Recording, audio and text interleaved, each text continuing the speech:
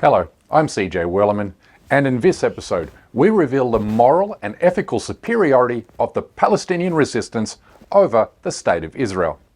But first, please remember to like and subscribe to our show. Now let's get into it.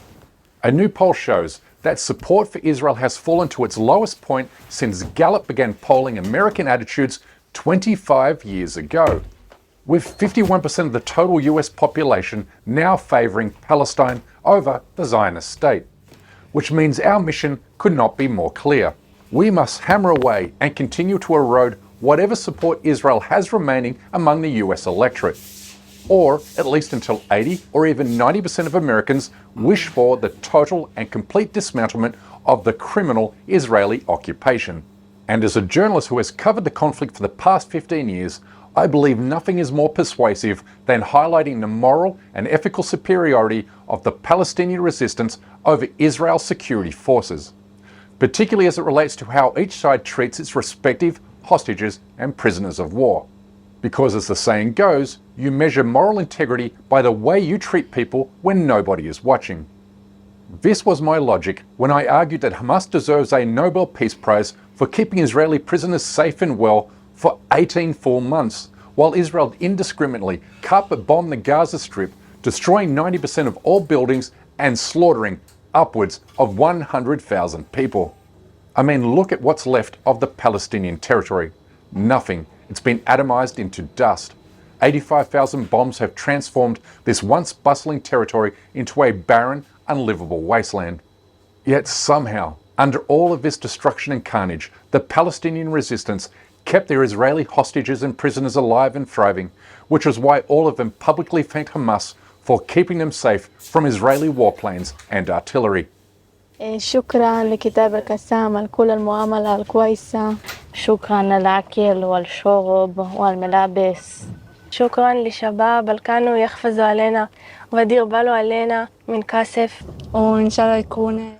Freed Israeli hostages and prisoners couldn't have escaped their ordeal looking any better. They emerged from their captivity well-nourished, happy and content. They survived and thrived in impossible circumstances, and it's why all expressed enormous gratitude towards Hamas for keeping them safe from the Zionist army's mass-killing machine, remembering that Israeli forces killed more than 40 of their own hostages during this genocide.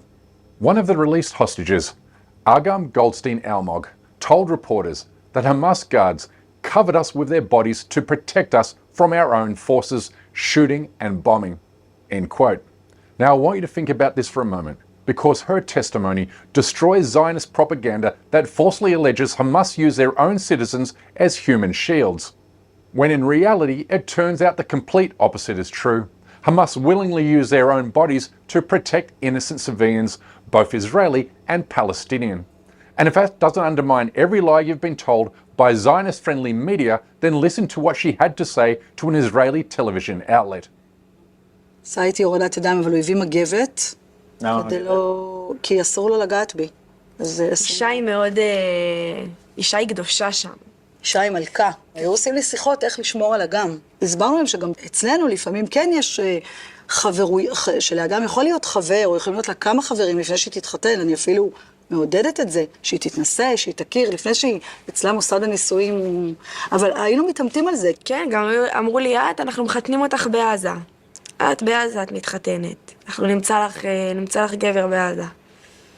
הם נתנו לה שם מאוד יפה. שם ערבי מאוד יפה. סלסביל. זה מים, זה כתוב להם בקוראן, מים מתוקים כזה. מתוקים. עכשיו אמרתי לו שזה קטע, כי השם שלי בישראל זה אגם. There's nothing unique about her testimony. Her words are echoed by every released Israeli hostage, all of whom have thanked Hamas for treating them with kindness. One even kissed his former captors on their foreheads while telling them he hoped to see them again. Others have said this. Food good and the kindness and everything good. The question is, why did you shake that Hamas activist hand when you crossed? Because they treated us very nicely. My mom is saying that they were very delicate and gentle with them and took care of all their needs. Not one Israeli hostage was abused, none were tortured, none were raped, and none were starved. And even more importantly, These hostages should have been kept in captivity for only 1 or 2 days, given Hamas offered to release all of the hostages on October 9th, 2023, in exchange for the Israeli army not invading the Gaza Strip. But this offer was rejected by the Zionist regime for the simple reason the hostages were always just an excuse for Israel to commit genocide. In other words, Hamas took hostages to prevent a genocide, but Israel denied their freedom as a pretext to commit genocide. It's really just that simple. And this is why the released hostages are causing the Israeli government a lot of reputational damage. So much so that the country's security minister has now accused Israeli hostages of being Hamas sympathizers. Yes, that's right. We have reached the stage where Israeli hostages are now Hamas.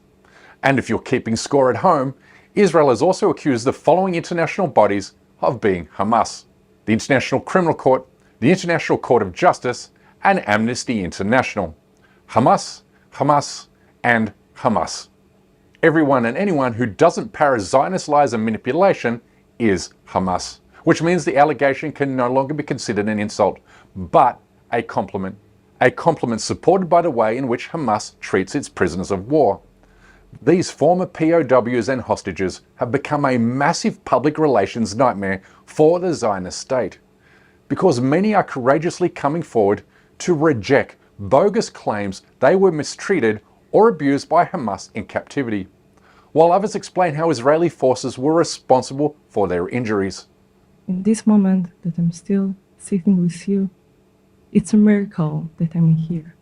It's a miracle because I've survived 7 October 7, and I survived this bombing, and I survived also the rescue. Let's now compare how Israel treats its nearly 10,000 Palestinian political prisoners, and in this sense, the term political prisoner is no different than the word hostage, because that's what you call an innocent person who has been taken captive for committing no other crime than living or breathing. But whereas Israeli hostages were returned to their families happy, healthy, and smiling, and after being given a welfare check by the International Red Cross, whereby their well-being was confirmed by public medical examinations, the way in which Palestinian hostages were returned could not have been made starker. One had the Star of David branded into his forehead.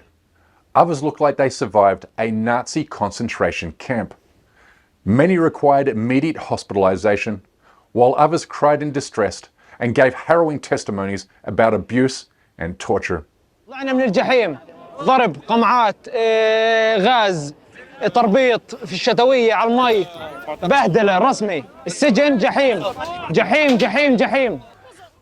Rape and torture of Palestinian hostages is so systemic, routine, and widespread that even Israel's closest ally can't deny Israel's practice of sexually abusing and torturing Palestinians. So we have seen the video, and reports of sexual abuse of detainees are horrific. They ought to be investigated fully by the government of Israel, by the IDF. Prisoners need to be treated, prisoners' human rights need to be respected in all cases, and when there are alleged violations, the government of Israel needs to take steps to investigate those who are alleged to have committed abuses and, if appropriate, hold them accountable. A report released by an Israeli human rights group accused Israeli security forces of operating a network of torture camps, where Palestinian men, women and children are routinely subjected to varying degrees of sexual violence, including blows to the genitals, sodomization with chairs and sticks, and also gang rape. And if that's not sickening enough, then consider that Israeli soldiers and guards openly boast about raping Palestinian hostages, and even worse, when they do come forward to confess their sexual violence, they are treated as conquering heroes by mainstream Israeli society, with thousands recently participating in a Right to Rape rally to express solidarity with Israeli guards that raped Palestinian hostages at a torture camp. Let me say that again. A Right to Rape rally. A so-called right that's strongly advocated by members of the Israeli government. שהמדינה שלנו נכנסת אליו סביב הסיפור הזה הוא מטורף וצריך להפסיק אותו. ואני חושב שצריך פה לתת דוגמה אישית, ואני אומר עכשיו, ואני קורא לחברי הקואליציה לעשות כמוני, אני קם ואני יוצא מפה, ואני לא הולך להצביע יותר על שום דבר, עד שהסיפור הזה והטרלול הזה, שיש מי שבפרקליטות חושב שאפשר לבוא ולעצור חיילים על דברים שעושים למחבלי נוח'בה, לא נגמר. אוקיי? ואני מאוד מבקש, ואני חושב שחבריי בקואליציה טוב יעשו, אם יעשו כמוני. אנחנו לא יכולים להמשיך כרגיל. להכניס מקל לרקטום של בן אדם, זה לגיטימי? כן, אם הוא נוח'בה, הכל לגיטימי לעשות לו. הכל. הכל. זה מה שרציתי. הכל, האנשים האלה, אתה יודע מה עשו? אוקיי. טוב. יש דברים שלא עושים. Time will tell whether or not the ceasefire deal will hold, but whether Israel continues its genocidal campaign or not, roughly 10,000 Palestinian hostages will continue to languish in Zionist tortured dungeons, while another 7 million Palestinian refugees are denied their right to return home. Therefore, we must continue to fight until every Palestinian is freed and until every Palestinian returns safely home. Nothing short of the total liberation of Palestine will accomplish these objectives. Now, let's get to work. But that's my time for today. Please don't forget to subscribe to this channel, and we kindly ask you please support